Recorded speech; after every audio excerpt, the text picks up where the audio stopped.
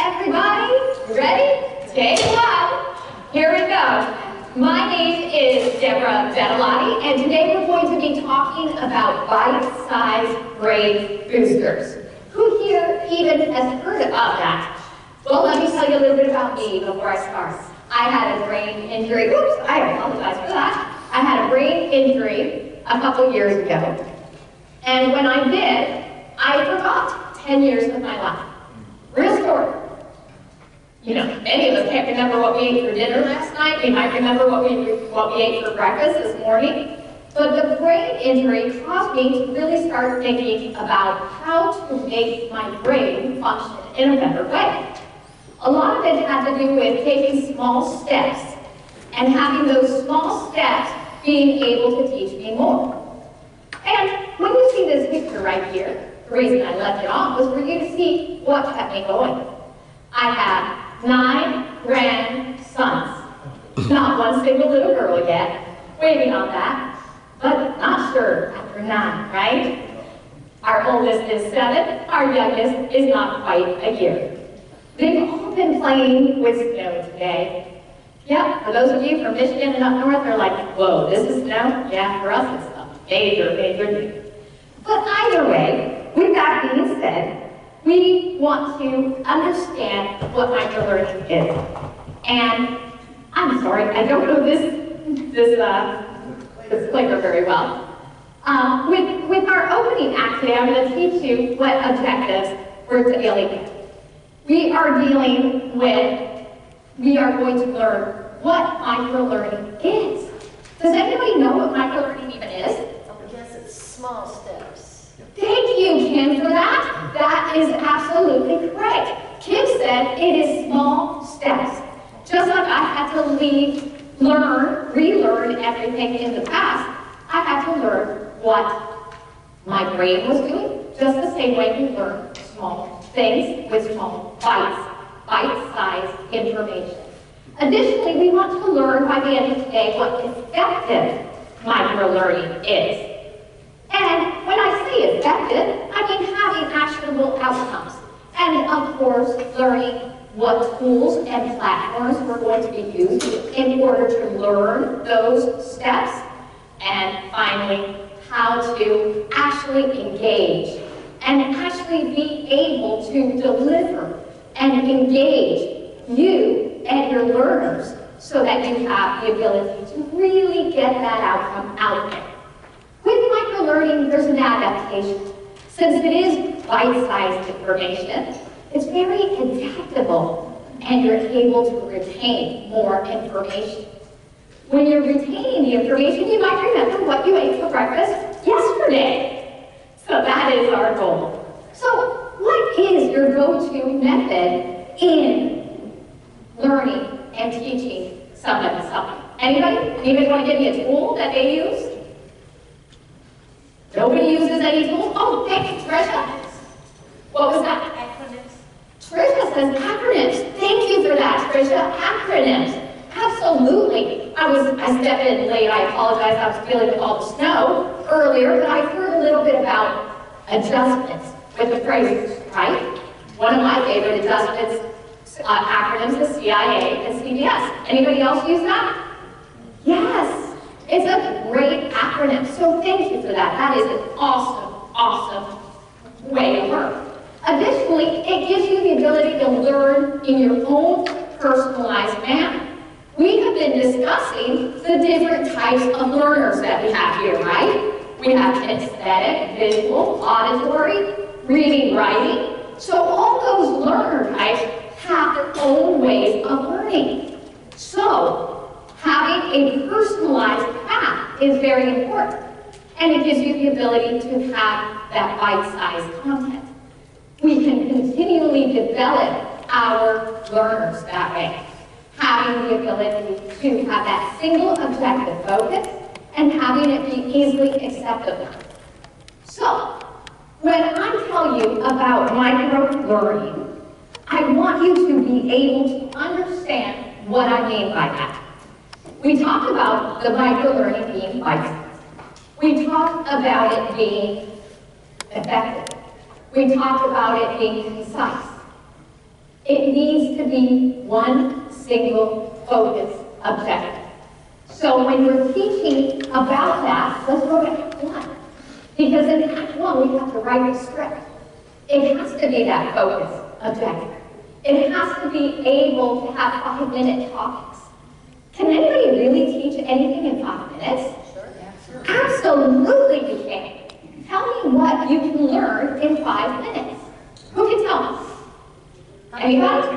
How to count the days, like the difference between banking days, calendar days, and business days. Fabulous. That's a less than 5-minute lesson. Oh, that's fabulous, Kim.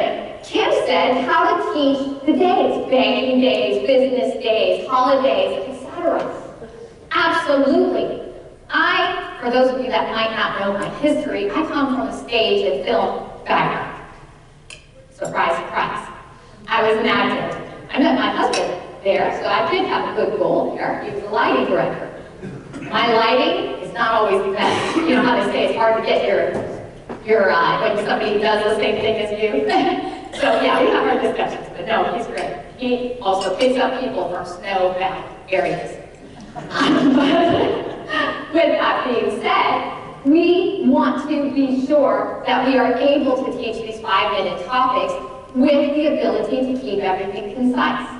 By the way, on your desks, I have some index cards. These index cards are meant for you in case you have a question that comes about. We're going to be using it for some other things as well. But I'd like to inform you of that because sometimes I see my learners going, hey, I've got a question. And I'm like, yes, and the question happens to be what I'm about to answer. Has it ever happened to y'all? No. Absolutely no, right? Thank you. Absolutely. It happens all the time. So periodically you might have a question, go ahead and write it down. If it really is a burning desire, then go ahead and raise your hand. You have to go to the bathroom, just don't let me think that's the case. But with that being said, the 5-minute topics are really, really important. And so I also gave you another handout. There's a couple handouts that you got. Some of you might not have them, so share. We are in a sharing community here. And one of them has to do with videos, short microfilm videos, or micro lesson videos. Feel free to use them, adapt them, steal them, whatever. However, there's another one that talks about the different ways different learners learn. And that one is on the second handout, or third. It starts with scenarios. In those scenarios, what I'm going to have you do is partner up with somebody, groups of 2 or 4, and be able to take one of the lesson types. So for instance, in one of the scenarios, I gave you an example, but on page 2, you have a blank sheet. And what I want you to do is take the final scenarios that are on the back page, choose one with your partners or team, and go ahead and choose how you would process it and what the lesson delivery would be. So take the next 5 minutes to do that for me. And if you have questions, raise your hand, I'll come over to you. What groups are we? You can choose to just partner up with the people near you. A couple people. Did you say where to do the back page? Yes, the back page. Choose one of the scenarios on the back page. Choose the type of learner that you want to have a process. The first page is an example of it. So, for example, here you have the scenario that I gave you as an example. You are representing a buyer who's nervous about closing. How would you explain the process to ease their concerns? If they're a visual learner, the most obvious one will be what? A flow chart, a transaction timeline, that type of thing, and so on and so forth. The lesson delivery might be writing a short video, right? Or maybe doing exactly what I did for y'all, which is providing a handout. So go ahead and spend about a couple minutes. You probably won't be able to get through the whole thing, but just get through a few minutes.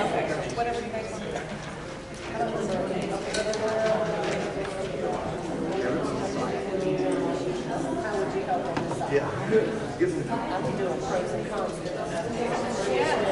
you have a question, feel free to raise your hand, and I'll come right over to you.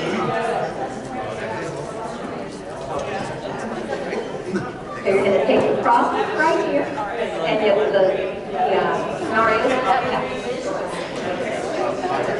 Yes, so pick one of them. Pick the scenario, and then go to the second page right here. Yeah, right here. And just, you use the other one as an example, right here. You're welcome. If anyone's not clear, feel free to raise your hand.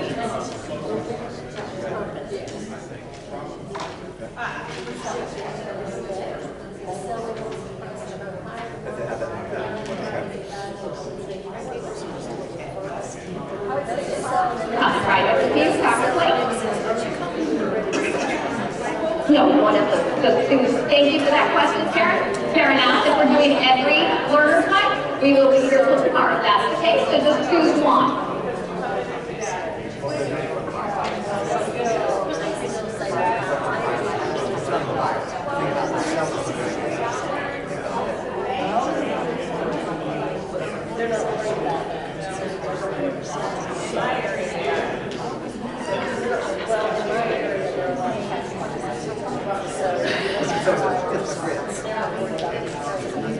Hearing some wonderful, wonderful engagement. Thank you for that.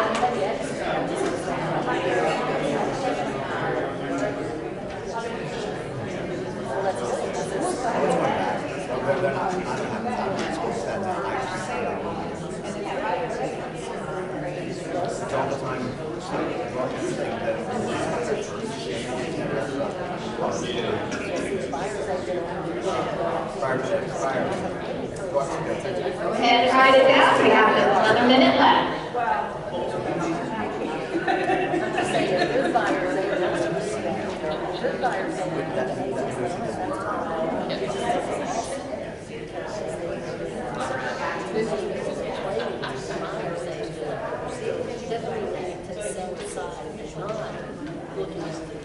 And when you're done, just stand up and do some jumping jacks, so I know you're done. Just hit.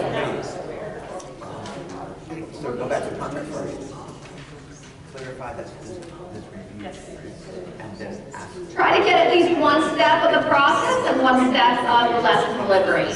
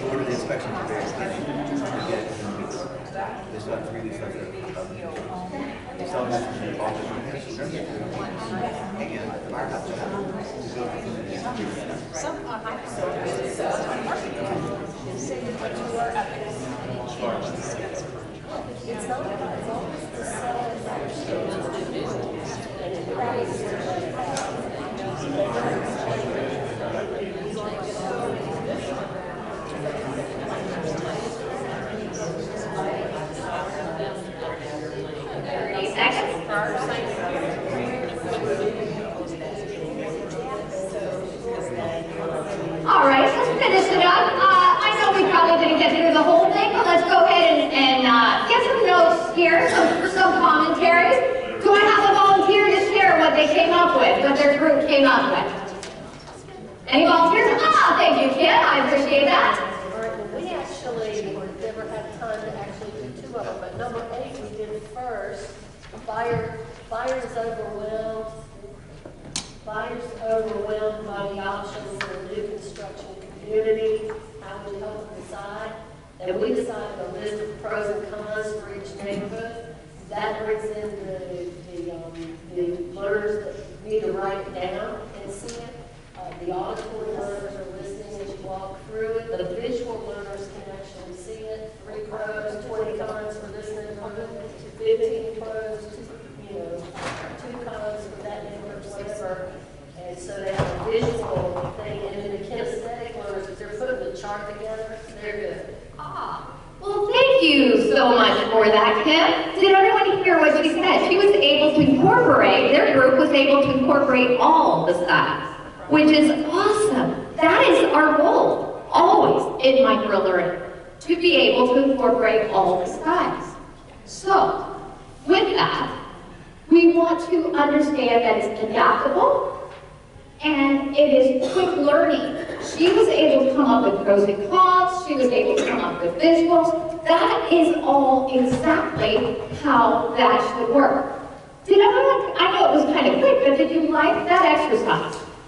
How did you feel about it? Does it give you a little bit of a guideline to be able to teach in a quick manner? So, those are those 5-minute topics that you can learn and teach and make them practical, make them usable, make them applicable. We want to always have applicable actions so that we can get to Act 2.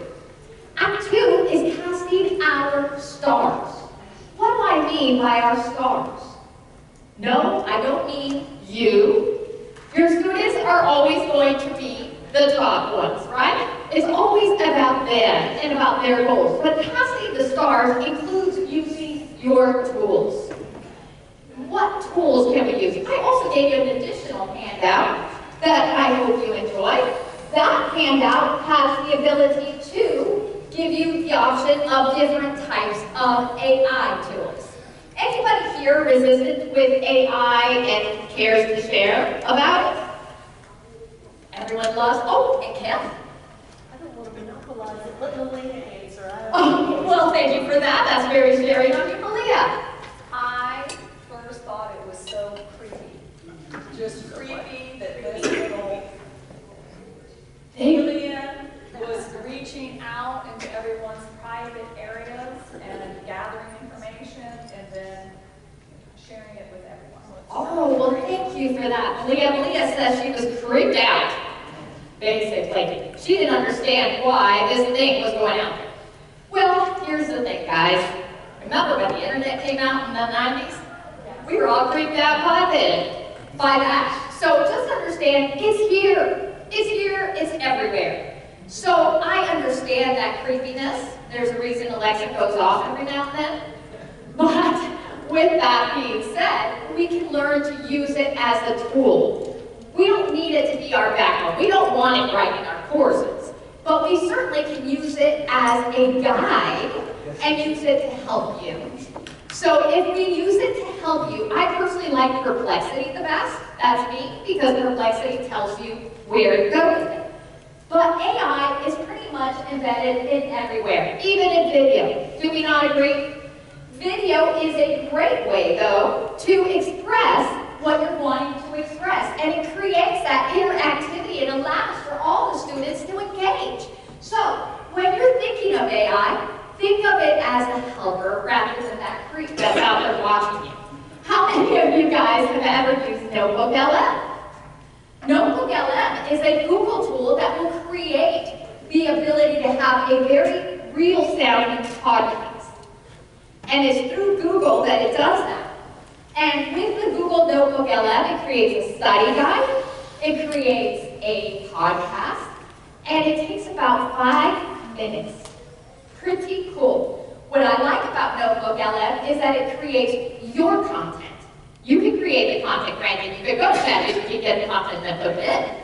But the reality is if you use it the proper way, it can be a great guide to teach. So Notebook LM is one of my favorites. And then you have flashcards, right? Flashcards are another great. Who here uses flashcards? Ah, thank you, yeah. So there are many of you that use flashcards. There's digital and real flashcards. So both of them can have a great place, getting us to Act 3, which is your showtime strategy. Because I'm a big one on, if you don't have a strategy to get there, how are you going to get there? You have no plan, you have no business. I love it when I ask my students, hey, how much better are you doing than last year? Oh, so much better. Really? How much? Well, I have no idea. Because they had no idea. They had no idea how to get to their plan. Or what about how's business? Oh, the market's bad. Who cares what the market is if you have a plan? So it's all about having that plan, that strategy. So in order to have a strategy, you have to have an end goal, right? We know that that end goal comes from your mission, your vision, as Len talks about very often. And with that, you need to understand what your core values are. So, if you embrace storytelling, for example. I've been telling you stories all morning. If I didn't tell you stories and in fact said, hey, Jamie, I'm going to teach you guys today about microlearning, and put my back to you, and I just kind of slow down, not only would you kick me out of this room, definitely would never be a DRII, and I would definitely be boring you, and I'd be handing out pillows instead of candy. Right? So, with that, we want to make sure we're keeping everybody engaged with visuals, with videos, with interactive tools. I'm Rick, and I wanted to tell you about 3 ways that I, as a seller, left my closing a happy client of Stormy Benfield. First is communication. Stormy and her assistant, Len Elder, always kept me in the loop. Second, John Wenner's marketing was top-notch. And third, Kim Stotesbury, their transaction coordinator, made sure every detail was handled perfectly. The best part? At the closing, Stormy even brought Topo Chico waters to celebrate. It was such a thoughtful touch that made the day even more special. What did I just do? Jamie says, I created a video. Thank you for that, Jamie. Yes, I created a video for sure, with AI, by the way. And what I did, though, was I knew who would be in the audience, for the most part, at least 2 of the 4, right? So I knew Len would probably be here, I knew Kim would probably be here, I knew who my audience was. So I was able to utilize that in order to strategize my goals. And I used humor. Any of us ever seen an ad like this one? Just a bit of TLC, animal loser, right? We want to be sure that we are engaging everybody the proper way by knowing who we're engaging. That could be games, could be real digital or in-person games, and that will give us our wins. We want to have wins. What is a win, by the way? Who can tell me what a win is when we're teaching? Student retaining the topic. Ah, thank you, Batman. You get a chocolate. Yes, Batman says it's a student retaining the content. It's a student saying, yay, I got it, right? It's a student really understanding that. That would be our win. That is our spotlight. That is when they are really on the spotlight. The curtain call at that point becomes that actionable step, right? We want to have that actionable step. Lights, camera, action.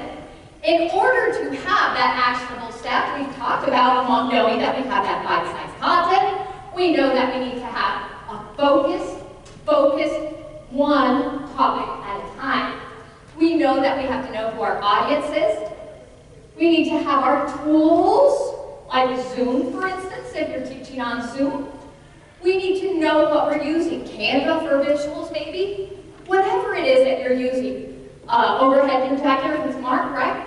No, so without that being said, we want to be able to understand who our audience is, how we're doing it. But I could be here talking to you all day long and not know a thing, not have you know a thing, if you don't put something into action.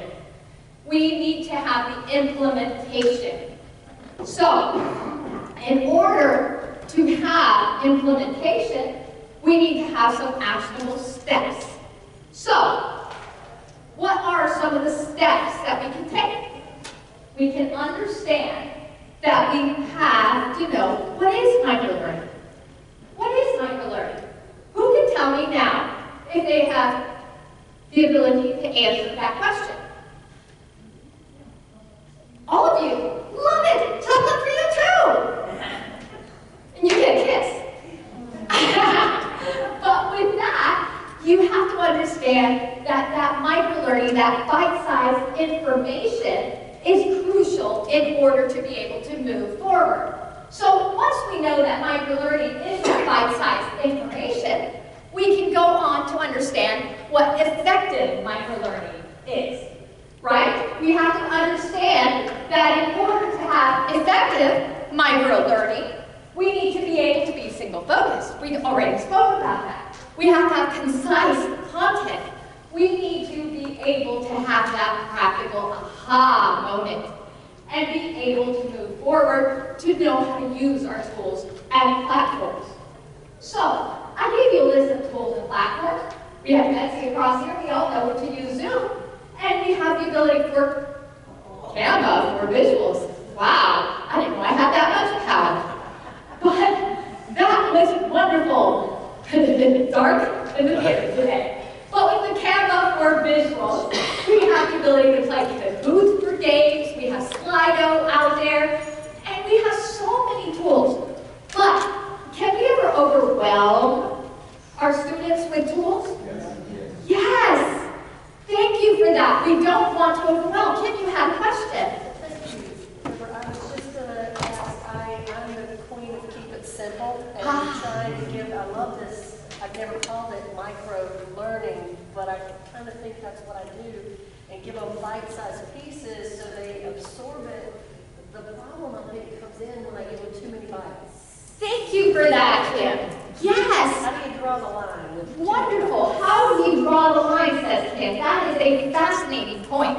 We need to understand that we can't overwhelm with too much info. So Kim says, how do we draw the line? Well, simple. Master one thing at a time. Just like we are telling people micro-learn, how about micro-teach? Because we want to be sure that we are not overwhelming our students. So, maybe you'll use CapCut. Maybe you'll use InVideo, which is the one I made that funny video on. But whichever one you use, learn how to deliver, how to engage. That is key, always. If you have a boring delivery, like I said, I'll be handing out the pillows. So we don't want to do that.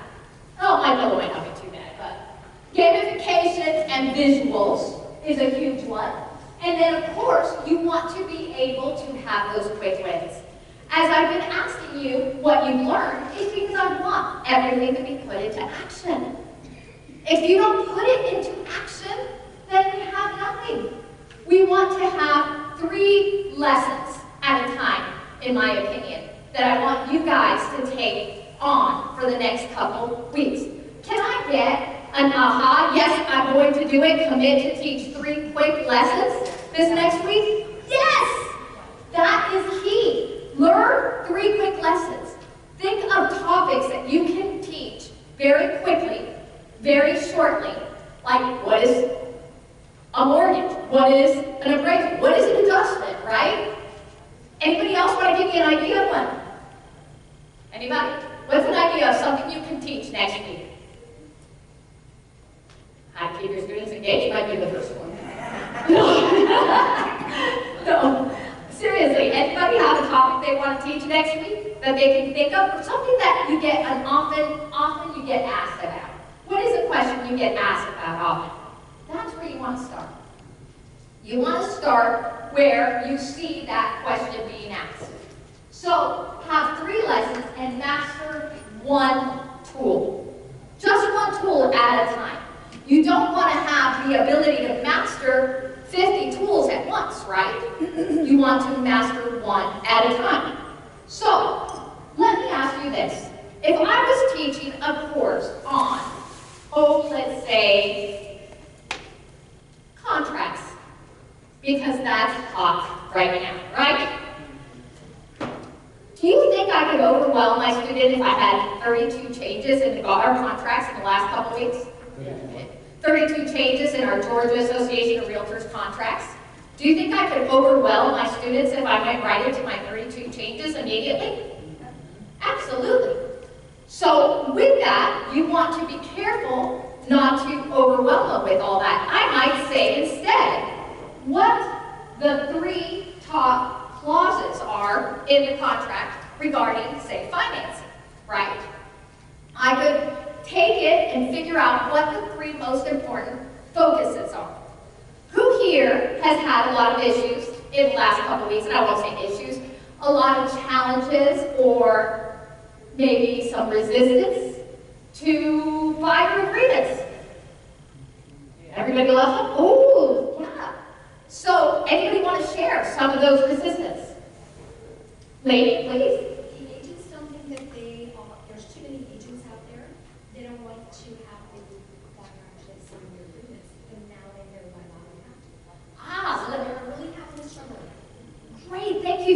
lady says many of the buyer's agents don't want to actually have the buyer sign it.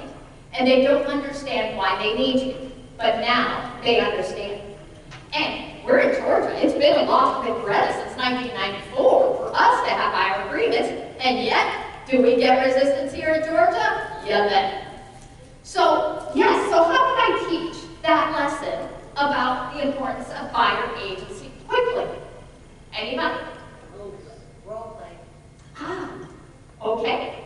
Jamie says role playing. Thank you for that. Absolutely. Bob, did you have a comment? Teach them how to overcome objections.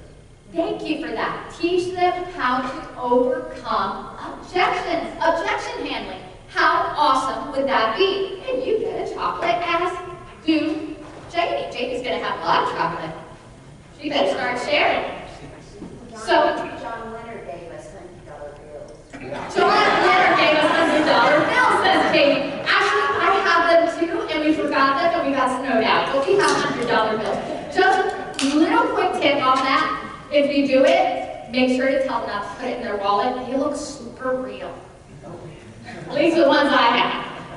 Yeah, I found that when I was in jail for a night. No, I'm kidding. But it is super scary. But yes, you have the ability to teach by role-playing, by objection handling. Exactly. I just taught a contracts class the other day. I printed out a buyer agreement. I printed out a listing agreement. I had them sit down and role-play with each other and fill it out. What about another one? For example, I don't know, filling out a finance exhibit. Can we teach that in 5 minutes? You think? You don't think so? Jamie says just the basic. Thank you for that. Sure. You know, it's one of those things that really anybody can teach something quickly, maybe not concisely, maybe not compoundly, but you could concisely. You could teach the specifics, 1.75 for FHA, or what about seller closing costs? You know, how often do our buyer agents actually understand how to negotiate using closing costs? Right? I'm kind of surprised lately I've been asking those questions. How much can a seller provide in closing costs if it's an FHA deal? Have you all asked that question lately? Thank you for that, Michelle. It is 6%. You get a star here.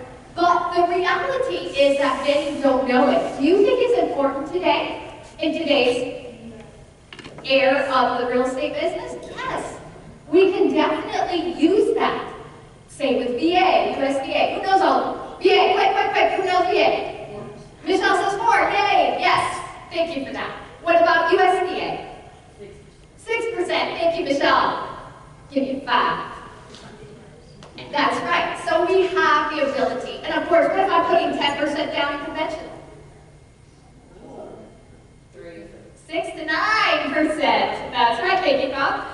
But with that being said, we have the ability to teach even just that spot. Do you think that could be a micro lesson?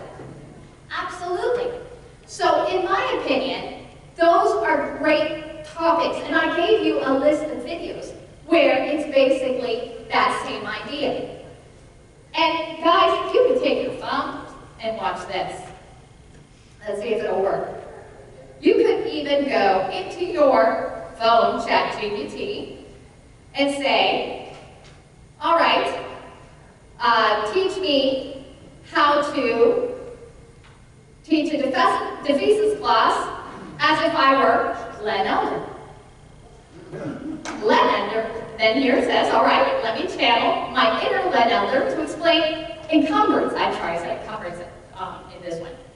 In a way that's clear and impactful. Let's talk about encumbrance. Picture this. You've got a beautiful sports car sitting in your driveway, it's sleek, it's shiny, and it's yours. And it goes on and on. It's not about what it actually says. My point is you can use ChatGPT and you can have it give you a guide of micro-learning lessons as well. So, with that, we want to be sure that we are channeling all that information. We are understanding that learners learn differently, right? So what I'd like you to do is take your blue card or pink card or yellow card and talk to your neighbors or your teammates. And I want you to think of 3 topics that come up often in your classes, whether it be CE or just pre-license, not just pre-license, but pre-license or anything. And tell me what 3 topics you think, and they might sound big when you think of them, but think of the topics that they ask you the most about, and write those down.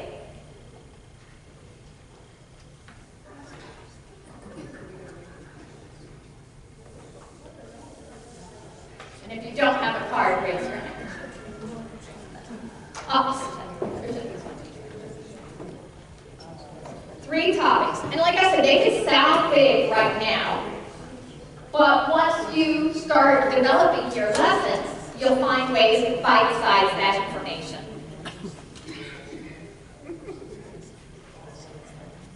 Anybody want to share one as they write it down?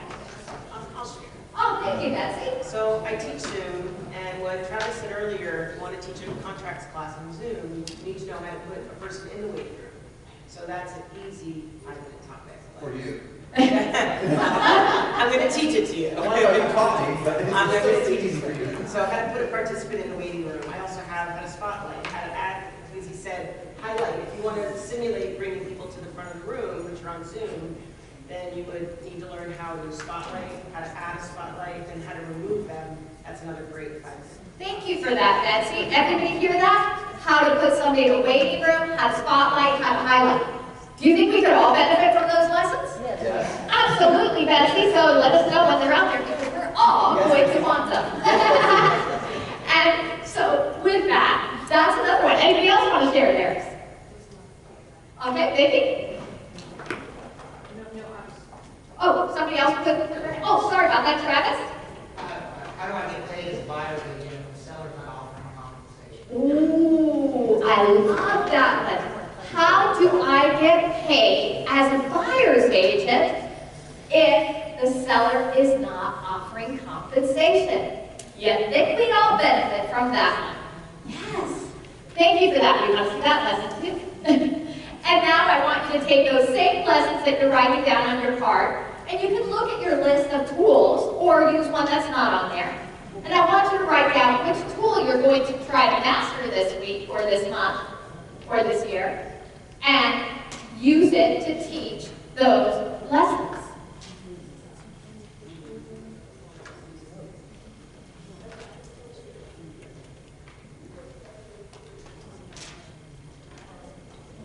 Anybody want to share what tool they're going to master? Lady? AI, says Lady. Thank you for that. AI. Anybody else on that same boat? Yes, Tricia. Something I get asked often as a director and instructor is, how's the market? Ah, thank you for that, Tricia. Everybody asks me, how's the market? And I would answer that if I was doing a bite-sized piece of learning with 2 things. One is there is no such thing as a bad real estate market. It's an adaptive environment. And the second thing would be I would probably use some kind of a chart or statistical tool to demonstrate what the market looks like. Fabulous. Thank you for that, Tricia. She said people constantly are asking her, how's the market? And so she would use that bite-sized information by using statistical information and showing that there is no such thing as a bad real estate market. Let us know when that lesson's out. So that is awesome. So as you can see, pretty much anything can be created into a micro lesson. So, has anyone ever heard of how you could create a lesson for field trips? We've talked about field trips on Zoom. We've talked about field trips. You know, I was listening to Becky earlier on appraisals. My husband and I have created classes for how to show a home. So you could, in theory, we do it as a field trip, but you could actually just go into a video as well. So as you can see, let your creative juices flow and come up with many different methods of doing them. We talked about engaging other professionals. I personally do not know much about mortgages other than what a contribution would be. So I would partner up with somebody that does. Same idea. Learn to understand what you need to know. Learn to strategize. I'm a big one with goals, like I shared. But your goal for yourself, for your success as an educator, needs to start with your vision. If you don't know what your vision is as an educator, how are you going to get there, correct? Has anyone ever done a New Year's resolution? Not anymore. Not anymore, thank you, Gata. That is right. Why don't we do them anymore, anybody? Because nobody ever keeps them. Because nobody ever keeps them, thank you, Kim. That's right, I went to the gym on the 1st of January, and it was packed. I went to the gym on the 2nd, it was still packed. I went to the gym yesterday, it was empty. Empty. They're afraid of the snow, says Becky. Not yesterday. Actually, this was 2 days ago, but yeah. Here's the thing. If we do a New Year's resolution, it's more based on emotion. Wouldn't you agree? Whereas if we have a strategy, a goal, it changes. How many of us have tried to lose weight with a New Year's resolution? Anybody? That's a daily resolution. Thank you for that, Janie. Janie says that's a daily resolution. Yes, it is, but I can tell you, I tried to lose weight forever, every first of the year. I'm going to lose weight this year. Finally, I just said, no, you know what? I'm going to make a plan. And I created a plan. And 92 pounds later, I'm now where I want to be. But it took me creating a plan. So that's the same idea with teaching.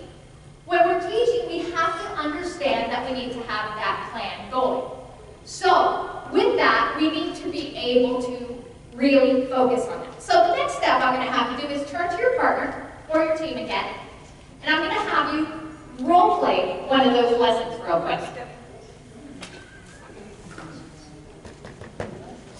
Role play one of the lessons that you wrote down.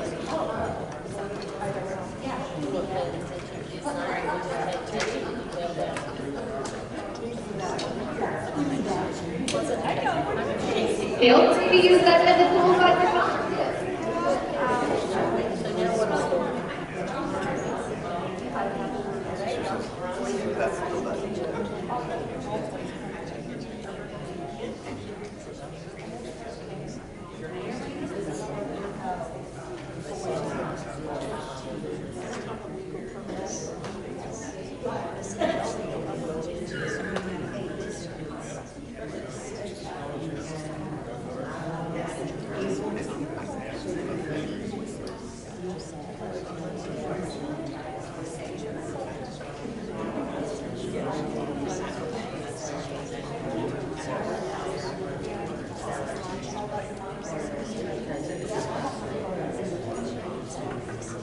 Right, exactly. Oh, that you're supposed to take one of the lessons that you're going to learn and make your teachers next time. And role play.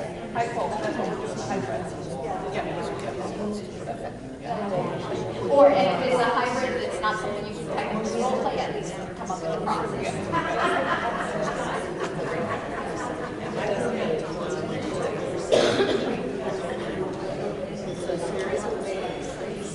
Put those in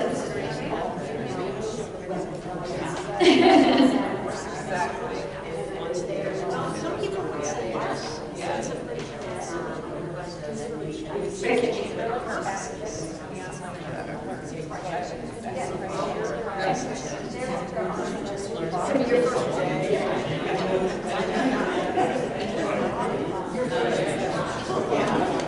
Maybe your second.